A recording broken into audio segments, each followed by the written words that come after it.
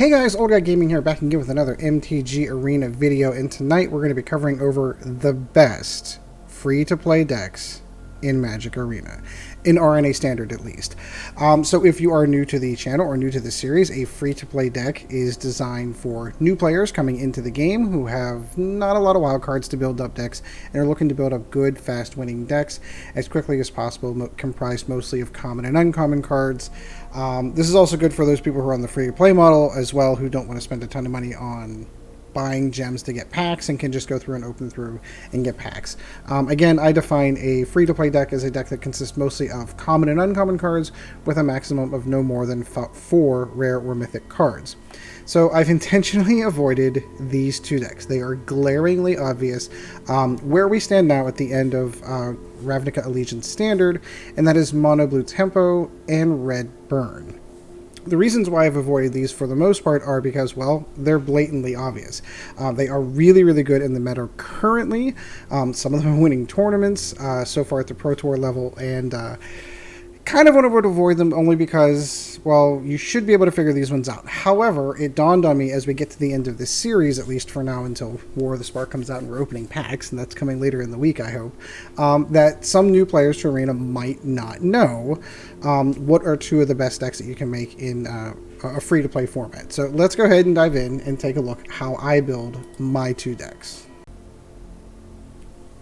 Okay, weird little moment there. OBS, for whatever reason, decided not to show my gameplay screen. Not sure why. Just did an update, so I assume there's something weird going on here. So we'll take a look first at the Mono Blue Tempo deck. And again, this really does consist of a lot of just common and uncommon cards. Now, there are a couple other things about this, of course, are that some of these cards are going to be rotating out in the fall of 2019, so this deck might not be as relevant post. Some of these cards may get reprinted in the M20 core set or other sets coming up. So let's dive into it. So Curious Obsession, this is in the Rivals of Ixalan block, is the draw mechanic for the deck. It is an enchantment for 1, and it gives a creature +1/+1, and a neat little ability whenever it does combat damage, you get to draw a card. There is a trick to this, is at the beginning of this end step, if you have not did an attack, this card goes away. And some people, new players, forget about this, so don't make the mistake of putting this on a creature as soon as it comes out that can't attack, because Curious Obsession will go away and it'll be a waste, and you'll cry and you'll be sad. Dive Down is there, again, coming out of the Ixalan block for mostly the hexproof part of it. The +3 to the defense is good. The ability to make it hexproof and avoid things like Mortifies or Vasquez Contempts or things like that is super helpful. Mist-Cloaked Herald is a perfect target for Curious Obsession because the creature is unblockable, and then it is basically a 2/2 that is doing 2 damage per turn and drawing a card for you. Opt is in there to basically thin the deck out. Scry is a fantastic ability, and if basically these little cantrips like this really thin the deck down to kind of getting you down to the cards that you need. Pteramander, love this card. 1/1 uncommon card. We haven't hit any of the rares yet. 1/1 for 1 flying, and then has the adaptability for 4 to make it a 5/5 flyer. It does have a special ability that says it costs 1 less for each each instant sorcery in your graveyard. Most of your other spells are, so that can make it really easy to get this up to paying 1 mana to make it a 5/5. Siren Stormtamer, again coming out of the Ixalan block, 1/1 flyer for flying, which is always good to start off with. Its special ability says it's basically a counter spell for targeting another one of your creatures. So you can spend 1 blue mana to counter a spell that targets another creature. You do have to sacrifice them, but oh well. We are running, of course, 3 Spell Pierce. This is good early game counters or late game counters when they tap down to get something really big and they have nothing else to counter with it. And then let's start rolling into the counter spells, shall we? Essence Capture I like because not only does it counter a spell, but it puts a target creature spell, anything that can counter anything that or concern you with your larger creatures, but it also puts a +1/+1 counter on something like, I don't know, something you might already have Curious Obsession on, for example. Sinister Sabotage is a counterspell for 3, and of course you get to Surveil. It allows you to get to the cards you're looking for. And the only rares in this deck is the Tempest Djinn. Now, interesting enough, at the time of recording this video, 1 Tempest Djinn comes in one of the starter decks. So you really only need 3. 3 rares will get to the Tempest Djinn. The catch to that, of course, is that Tempest Djinn is in the Dominaria block, and as we get closer towards the end of the year 2019, this is going to rotate out in the fall. So what takes the spot of this I don't know. So I'm really looking forward to see what comes out in the next couple of sets for hopefully a substitute for Tempest Djinn. And Wizard's Retort, because pretty much everything is outside the Djinn of creatures you have are wizards. Wizards. So basically making this a good old-fashioned counterspell from my old days. And 20 islands for the deck, or for the land base. Let's get into the other one, because we're going to play both, just for fun. But let's go into some of the other decks that we have. The free-to-play version of Mono Red Burn. Now, this deck can have more rares than it does. You can go with things like, what am I thinking? Risk Factor, for example, for the draws. You can absolutely do that.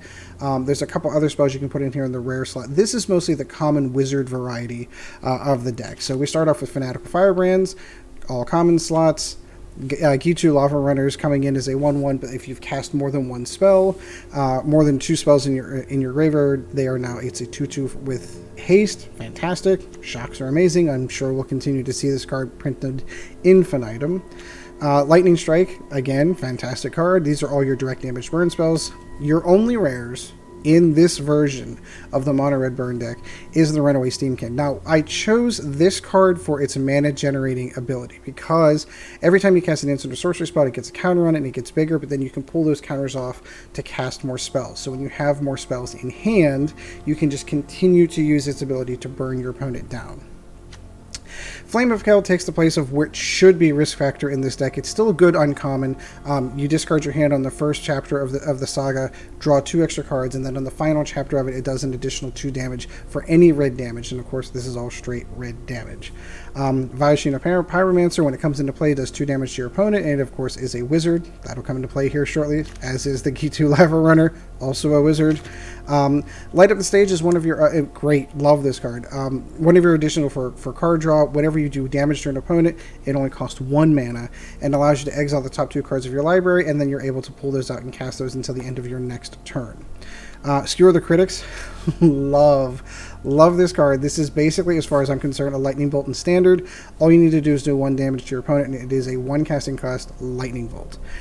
But wait, there's another one, and that is Wizard's Lightning. As long as you have a wizard in play, it only costs 1, and is also a Lightning Bolt. So Lightning Bolt is really, really good from the old days of Magic because it was 3 damage for 1 mana, and you have 8 of them in this deck effectively, which is why this deck is so good. So let's go ahead and play some games with either one of these in case you've never seen these decks run. If you get onto Arena in any way, shape, or form, you're going to see this deck.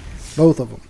Because they are really, really good, especially in the best of 1 format. If all you're looking for is to grind out wins or grind out missions for the day for packs, I tend to have a monocolor deck of every color just for those, hey, cast 20 red spells today, or kill 25 creature daily quests that you get through. I always have the monocolor decks for those because they go through much faster. You only play 3 games, whether you win them or lose them, you've completed your daily mission.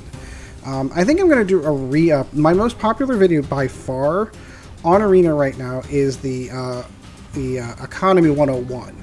And I think I might do a re-up of that one to show you some of the tips and tricks of how to earn gold quickly in Arena.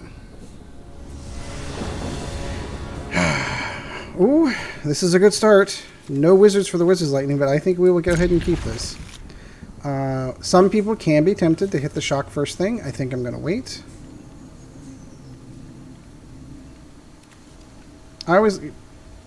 If you play Red Burn correctly, you're only doing damage to their face. Unfortunately, we are in a really fast meta right now. And there are a lot of aggro decks out there. And that shock can be super valuable for taking out a creature that could cause you problems.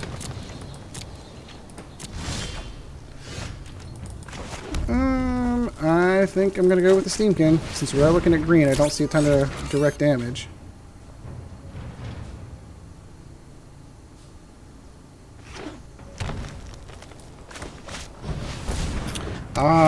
This might be the old Golgari Sultai mid-range deck. So the question is, can we outrun it? So we are going to do that to kill that. We are going to do this. And I'm going to hold on to Skewer the Critics because that is a killer of the old Oh, that wasn't what I was thinking. The old Wild Growth Walker. I'm just going to cast this straight and kill that.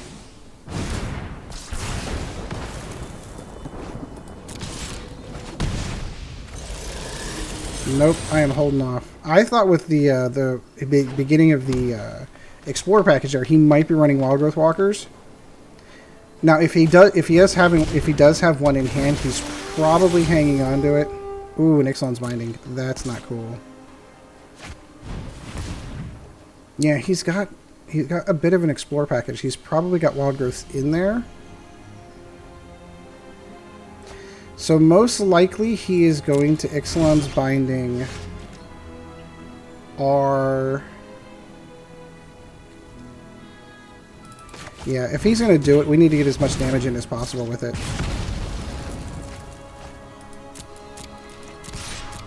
Because he's most likely going to Ixalan's Binding the Runaway Steam-Kin. And you just see how fast the damage ticks off. Sure, let's pull all that off and hit him again. Since the Ixalan's Binding's coming anyway.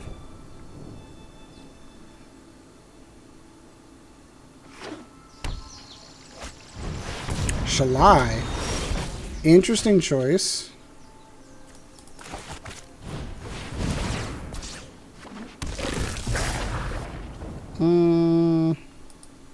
I can't target myself. Yes, I have to.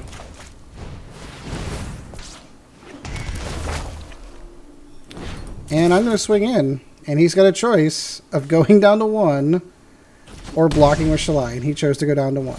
Okay. Woo! And that's how Mono Red Burn works. Super fast wins, super fast aggro deck. Take the win. I may be cheating and trying to build up one of my missions for this one, so let's play one more game on that one. And then we'll go to the blue deck, so we can kind of get an equal footing on both. Now, the interesting part, of course, is if you're playing in Arena, there have been plenty of people that have seen Mono Red Bird. And there are a lot of decks that are designed to beat Mono Red Bird very well. Life gain decks, Sultai Midrange does a really good job of it.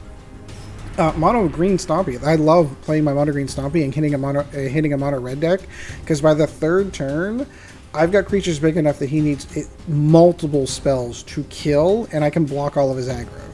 Usually Mono Red players will quit at that point because they just can't, especially whenever a Ghalta comes down, they're done. Like, they have nothing to deal with that. I'm so going to miss Ghalta. I'm going to miss Carnage Tyrant so much.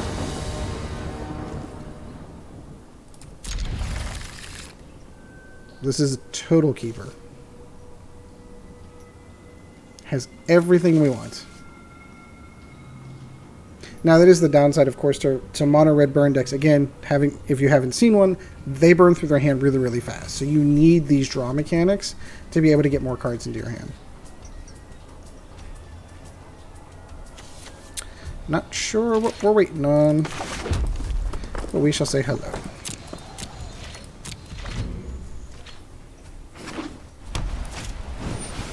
Hunted Witness. Oh no.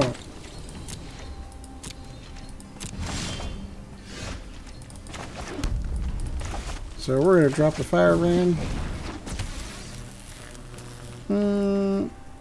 What's he get? A 1/1 lifelinker? Is it worth it to burn 2 to kill 2 of his creatures? No. I'm going to wait. I'd really love to get another mana and get the Viashino down and a Wizard's Lightning in hand.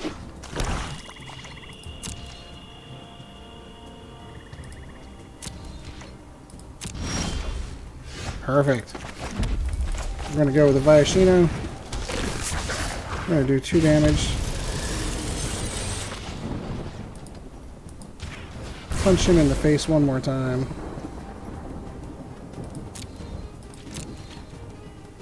Nope, I shall wait.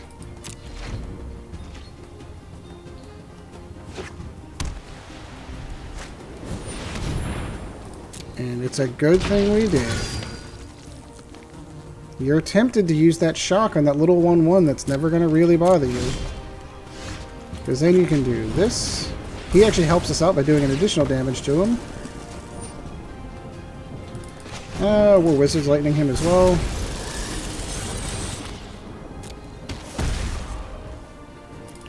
And we'll light up the stage to draw some cards. Ooh, all good cards. No, we shall wait. So interesting enough, we're sitting here as an aggro deck and we're not really that worried about what he's got coming so far. And we don't have enough on the board for him to really worry about it. Haha. Yeah, we see where his deck's going, but we also have a response to that. So which one do I want to keep? I am going to do all of the things. So yeah, we're going to kill her. Because she's not fun at all. Probably should have cast the Steam-Kin first. Nope, we're good. Yeah, if I should have cast the Steam-Kin first because I had an extra mana sitting in there that I could have pulled off to get the Ghitu out too. That was a mistake.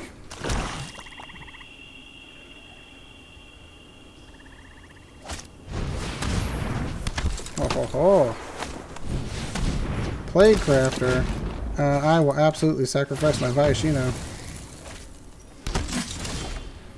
And now's where we're going to get mana drawn. Yeah, I'm really regretting not having that. Screwing that up and not getting the Ghitu out.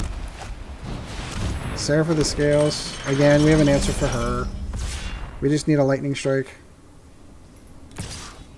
No, you can have that.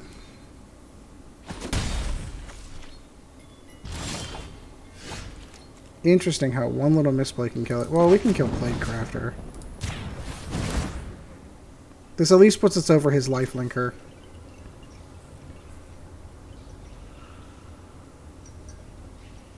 Seraph of the Scales is going to become a problem here.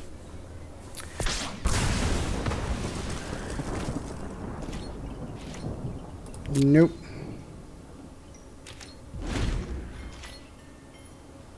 Seraph of the Scales is such a good card. Aww. He mortified it. Yep, we're going to take some pain here. So see? Mono Red Burn doesn't always win. Probably a turn too late. Would have been nice to have had that earlier. If he has another Mortify though, we could be in some trouble.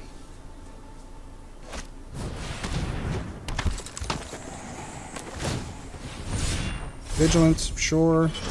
I'm just going to get a Lightning Strike, hopefully, and kill it anyway.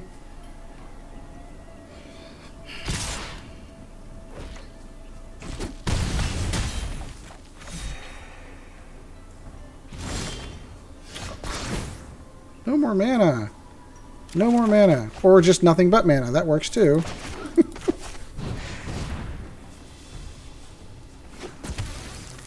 Alright, I think we're going to lose this one.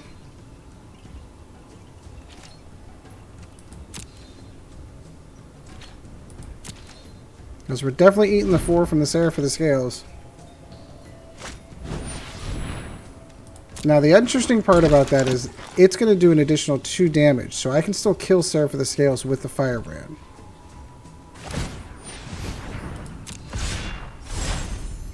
I am unfortunately going to have to eat this, though. 4, 5, 6, 7, that's enough to kill me. That would have been nice. So I'm going to block here. This is a pro tip, kids. And then since it's going to die anyway, we're going to use its ability to kill the lifelinker. So that saves us 1 damage here. It saves us 2 damage by killing that and prevents some life gain there.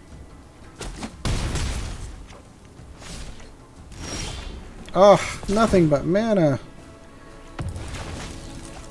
Well, unfortunately, that's how this deck's going to die today. We are going to say good game. I've got nothing. I got nothing. I got nothing. Definitely got well, I don't know. I was going to say, I thought I got a little soaked on mana, but I don't think I did. Misplaying that one, again, I don't know that that lost me the game. Misplaying the Ghitu on there. It would have been nice to have that out there, but he had the Death Touchers, and I love that card, the Orzhov Enforcer. Such a good card. It definitely stalls aggro decks in its tracks. Oh, we need one more. I thought we might... Alright, we'll play one more. I need to get my last one for my mission. I am trying to build up as much gold as possible so that when War of the Spark does release, I can open as many packs as possible. I'm sort of semi-regretting spending the 10,000 gold on getting the mana-colored sleeves, but I'll have plenty of time in the next standard to open up oodles of War of the Spark.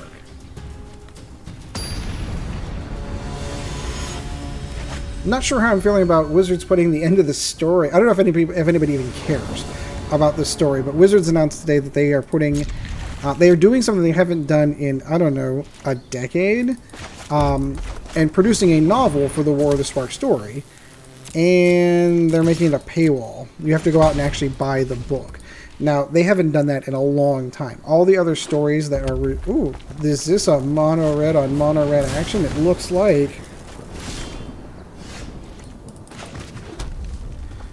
I think I'm going to hold off on that when his Viashino comes down.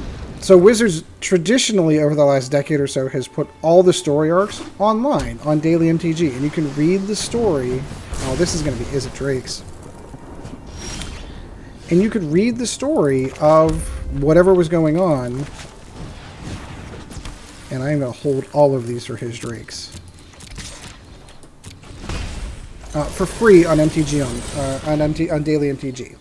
And Wizards decided for the closing parts of the stories for War of the Spark, he is just really going after every creature I have. Probably because he's afraid I'm going to kill his Drakes. He's probably right. How many lightning strikes you got, homie? He's gone through how many? 2 shocks and a lightning strike.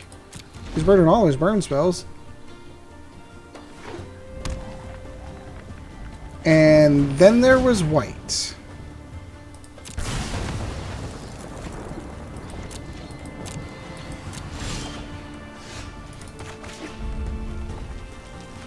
I'm confused.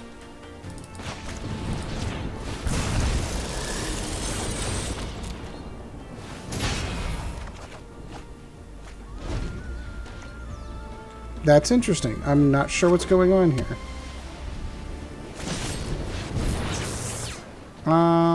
No, I'll eat that. I don't want you to have any more spells. So we're gonna cast this. Ooh. Which of the two do I want more? Wizard's Lightning. Ghitu.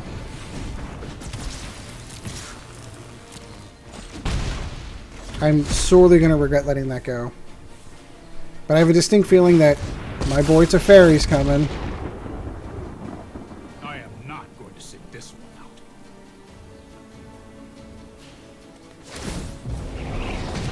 And I was hoping to get under him before Teferi came out. So now Teferi's dead. This is hardly my worst defeat. This is when the board wipes come. Interesting deck. I've never seen anyone run this many Lightning Strike Shock combos with a Teferi deck. Super interesting. And now the counter. Nope. Gets through. So he's burned off 3 shocks and 2 Lightning Strikes in his first 1, 2, 3, 4, 5, 6. Chandra? What kind of crazy deck is this? 6, 7, 8, 9, 10, 11, 12, 13, 14, 15 cards. And my Ghitu comes down and I kill your Chandra.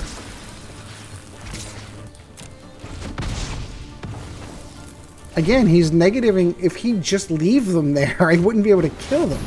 Oh, he's going for a 1,000-year Storm deck. That's interesting.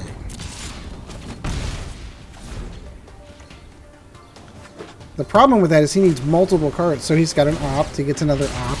That's cool. We can do Risk Factor twice, which I'll decline twice. Interesting. And then he'll pull all those instants out. I see where we're going. I was wondering what this deck was going for. All of that stuff was there just to keep everything online, so that he's just going to go for the shocks. Interesting. And then he's just going to shock and shock and shock. That's how 1,000-Year Storm works. Sure, he'll do that to that, and then he'll do it to me because he gets 2 other copies. This is a cool deck. I have another Thunderstruck deck I've been meaning to feature. Opt. I need a Lightning Strike to win. This is what's going to drive me crazy. 1 Lightning Strike, 1 Wizard's Lightning, and there's oodles of them, and I don't think I've used any of them. I have 1 Lightning Strike, 1 Wizard's Lightning. He gets all of his. I just need 1 of mine. Come on, give me one, give me one, give me one. Works perfect. Skewer the Critics for the win. Interesting deck. I wish I could have seen that get a little bit further. I've never seen a 1,000-Year Storm deck built quite like that, so huge props for him for that one. Chandra. Who runs Chandra? And we'll keep that. Alright, so now we're going to shift gears so that you can actually see the mono blue deck. So you get a chance to see both. This is a twofer for one night. I probably could have stretched this one out, but I think my last video for this one is going to be pack opening, so my Friday video might not come out till Saturday, because I don't think they open, the packs don't come up until pre-release on the 25th, and I work that day, so I mean, I guess I could record, edit all in one day, maybe, and pull that off. I wish I was one of the bigger YouTubers that are all on the pre-release and actually get access on Wednesday. That'd be awesome. But alas, I'm only jealous because they're so good. Oh, come on. Everyone plays mono blue. It's so much fun. There we go.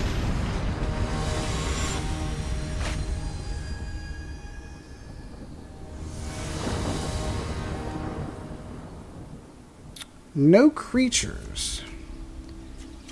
So as good as this deck, this starting hand is, I need creatures to start.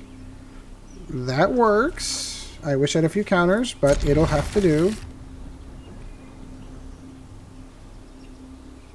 Sinister Sabotage on top. No, I need mana. If that had been a Wizard's Retort, I would have gone with it. That works.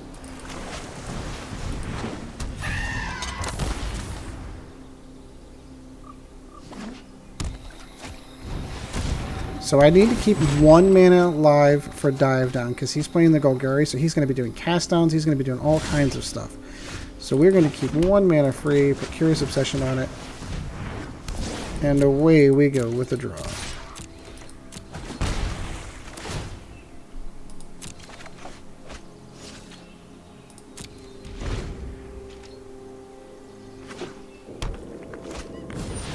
Now for Branchwalker.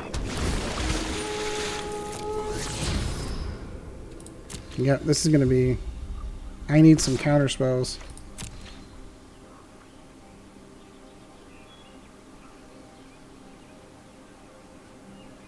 Come on. You can do it. I believe in you. Not sure what he's thinking about. No, he can do the damage. That's fine. We're going to opt while we have the chance. Sure, another dive down is perfect. That'll actually keep me alive much longer. Ooh, so tempting. So tempting. No, I think I'm going to go ahead and put this on here. Do more damage, draw more cards. I have enough dive downs to keep it alive for quite some time.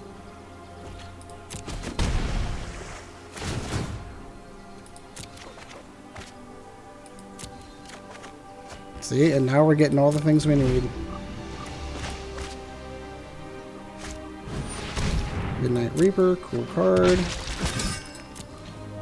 He's going to be hitting us in the face here, which would be really nice to have something to block with. Nope, we're going to take that.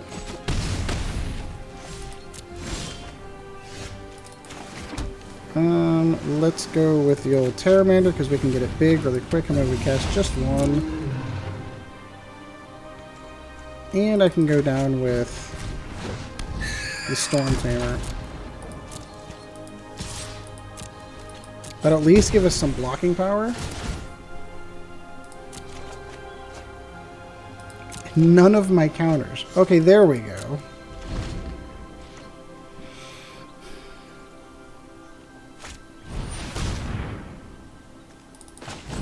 We will capture that, and we're going to give it to the old Stormtamer. Probably could have done it on here, but I don't want to put too many eggs in one basket. The upside is if he attacks with any of these, I can kill it with the Stormtamer. I like killing... Midnight Reaper lets him draw cards, but it gets it off the board.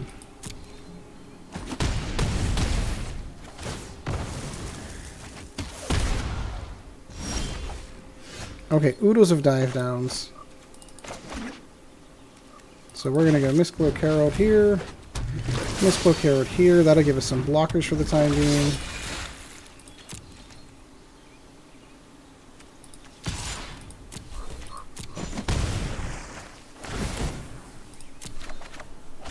All the dive downs. I have all the dive downs. And all the Mist-Cloaked Heralds, apparently.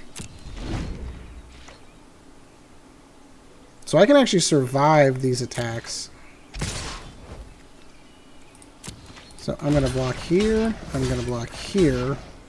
I was going to say, and I'm going to dive down the whole way, kill both of his... Well, one of them. I'm going to kill one of his creatures, and then he's going to die the next turn. Ooh, we've earned ourselves a Guild Direct. We'll have to open that. So we're going to give you, what, 3 games of each deck minimum. So we'll go ahead and get 2 more of the Mono Blue. This is a fun deck. It's a super easy deck to really understand. The main idea is that, we never saw any of them, the Tempest Djinns, is to keep your flyers alive with things like dive downs and counter spells, draw cards with Curious Obsession, and just win. Anything that targets one of your creatures you stop from happening with counter spells. We'll keep that. Another one? Another one. I like the Mist-Cloaked Herald. Let's drop that down first. Say hello. We'll feign being a Merfolk deck for a moment. Oh, this is the old Sacrifice deck. Love this. This is a good deck.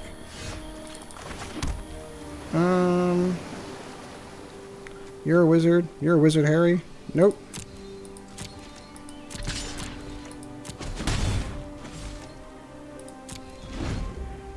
Oh, you're a Merfolk warrior.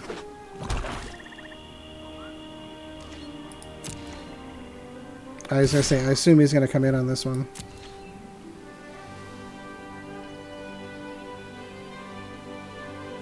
That's where the Stormtamer should have gone down. That's my fault.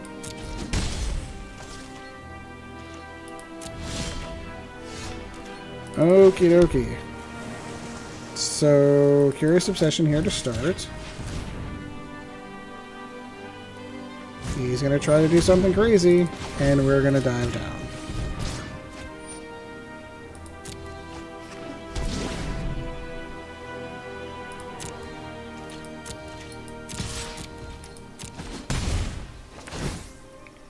Draw a card. Pteramander. Now, unfortunately, if he's got another kill spell, yeah, we're kind of screwed there. I will take that action. So one of the things, I'm not super sold on Assassin's Trophy helping build my mana base. I'm not happy about that. It's like, I know a lot of people love that card, but... And we're going to opt on our turn. On their turn. I do not need mana. That helps.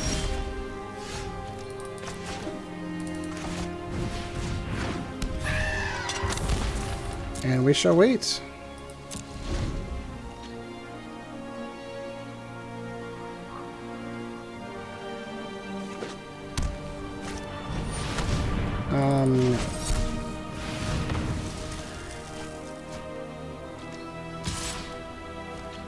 Nope, you can have it. We are going to Curious Obsession our old Stormtamer and continue on the fun. And we'll put the Pteramander down. How many do we have in there? 1, 2, 3. Desecrated Tomb? No, sir. That's the whole mechanic behind your thing. Absolutely not. Cast down. You're going to have it all. Does pull everything out of his hand, though. Ooh, yes, absolutely. Yes, please. Twice on Sunday. Nope.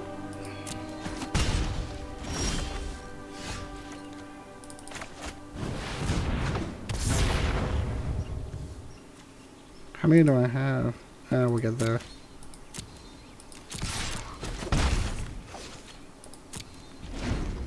Need to feign the fact that we potentially have a counterspell in our hands. He doesn't know that we don't have it. So he's going to pull all those cards back from his hand. What did he pull? Assassin's Trophy, I assume? So which one does he kill?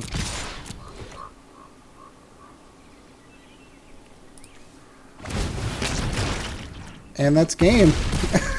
I thought he pulled Assassin's Trophy out and he was going to kill the Tempest Djinn, but I guess not. I don't know what he pulled out of there. Like, he had the mana for it. Maybe he's just like, oh no, they're not going to do that much damage. Maybe he didn't pick up on the fact that Pteramander could be used. Not sure. Alright, last game with Mono Blue.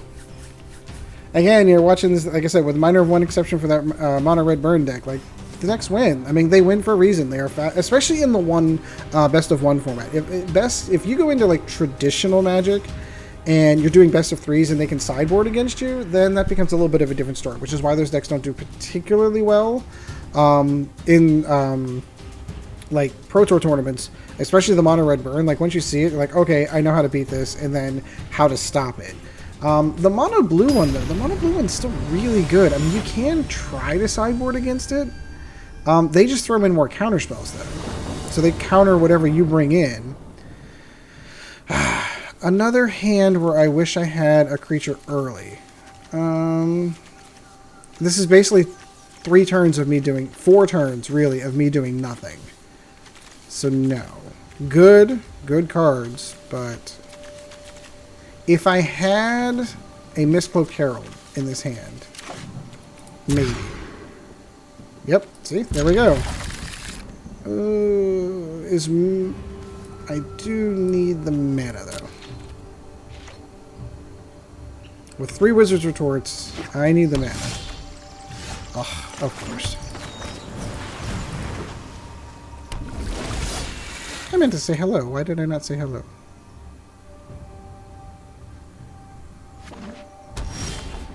Oh, good. Mana, thankfully. Curious Obsession. Unblockable card draw. Ooh, Pteramander. Good call.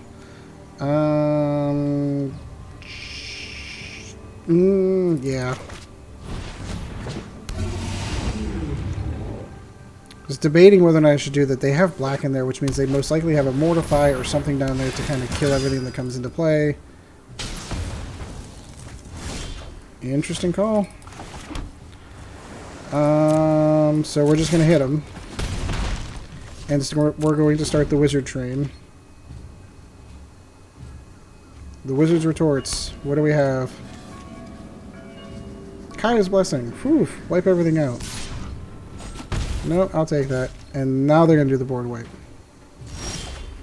Or not. I need a wizard to really make that work.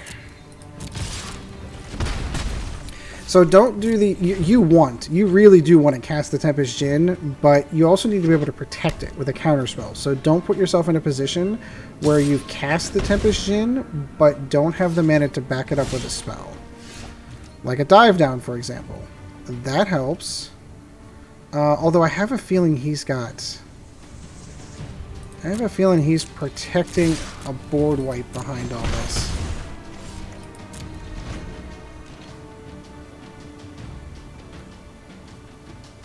Would love to get a wizard down, because then these become multiple counterspells per turn. No sir, don't like it.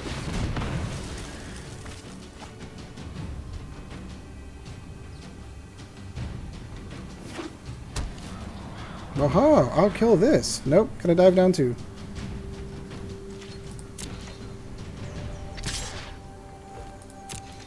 He is losing the race here.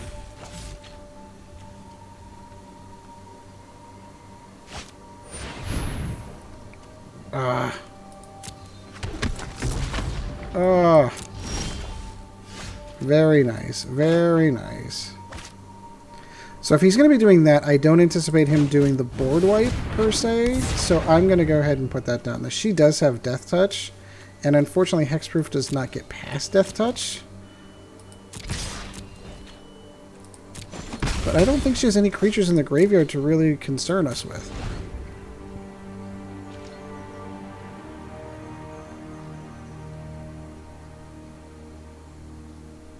Alright, what do you got?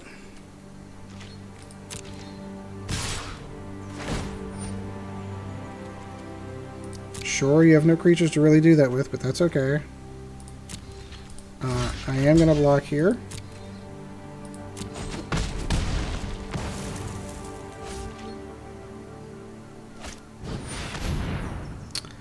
And he's going to Kaya's Wrath.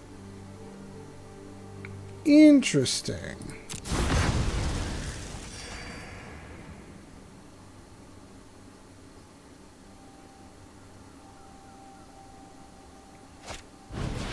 And then he's going to bring all that stuff back. I'm seeing a lot of guys blessing lately. Mist-Cloaked Herald works for me. With a Wizard's Retort. And a bunch of dive downs. So which one of those two do I want to see the least? Because he's going to try to cast both.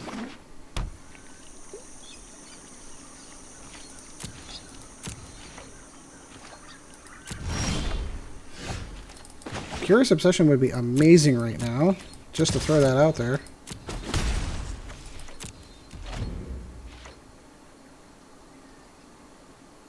Yeah, this blue tempo deck, it's a slow play. It's a slow burn.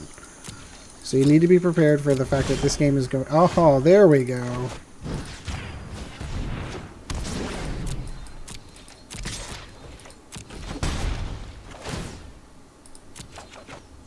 Yes, please. I have 2 counterspells that I can pull off.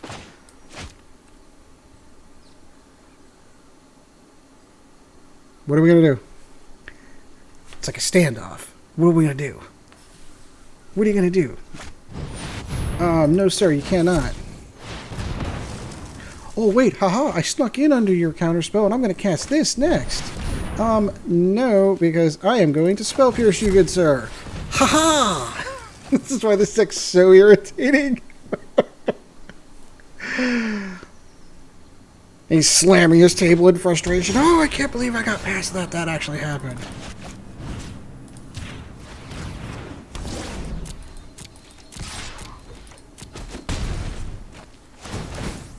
I will absolutely take that. I will absolutely take that. And now he's down to top decking and hoping for something. And I will not let that happen. I probably should have I should have used a dive down. That was probably a mistake. I don't think it matters much because the game's basically over. Because I do have 2 dive downs in hand, so even if he tries to double down on 2 spells, I can still pull it off. Or all the counter spells that I'm now drawing.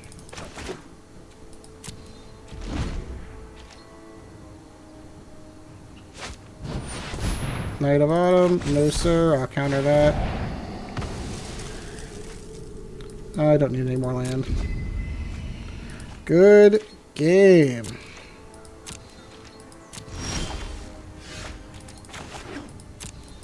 At least he's going to be a sport and let me hit him. So that's how the two decks work. That's how they win in best of ones. They do a really good job. So I get asked that question a lot. If I'm starting Magic Arena, what decks would you direct me to? These are the two decks that I would direct new players to. They're really easy to pick up the mechanics on, really easy to fix. See, I've already prepaid for my 50 packs that we're going to be opening. I'm going to get a Liliana and some card sleeves. Let's go ahead and open this one and watch me get gems. It's so weird to me. I do want to see if anyone else caught this, because this is probably one of the last packs of Ravnica Allegiance I'm going to open. I don't have every rare in uncommon, or every rare mythic in the set. So if I go back and look, and I go to create a deck, and I only want to see Ravnica Allegiance. Well, I have all of them, and I only want to see the mythics and rares, because that's where those gems come from. So 4 here. See? Alright, so this one's the buy a box promo, so okay, I can see that because you can't open that in packs. Okay, those are all 4s. Alright, these are the ones that came in the... Okay, Emergency Powers, for example. Emergency Powers is not in a Planeswalker deck. I only have 2. Why am I not getting those in packs? These are from the Planeswalker decks. I get that. I only have 2 Dovins. Why am I not getting those? So, like, Kaya. Why am I not getting more Kayas? Like, to me, it's Seraph of the Scales. I only have 3. It's really weird to me that I've only been getting gems for, like, quite some time. Rakdos. Only have 2.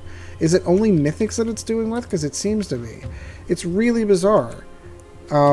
Yeah, it is. That's exactly what it is. Because that's probably because whenever I pull mythics from packs, but yeah, maybe. I don't know. It's the weirdest thing. When I get rares, all I'm getting is gems. So yeah, I basically have a full playset of Ravnica Allegiance with the minor exception of a handful of cards, and if I want them, I've got the wild cards to go get them. Anyway, I hope you enjoyed the video. If you are new to Magic Arena, welcome. These are the 2 kinds of decks that I would point normal, brand new players to the game. Build these 2 decks relatively as quickly as possible. You will be able to grind out wins and get your gold and start building up packs. If you like the video, of course, like, subscribe. Always helps out the channel. And there is a Patreon as well if you are so inclined. That is patreon.com/oldguygamingmtga. And until next video, guys, we shall see you in the arena.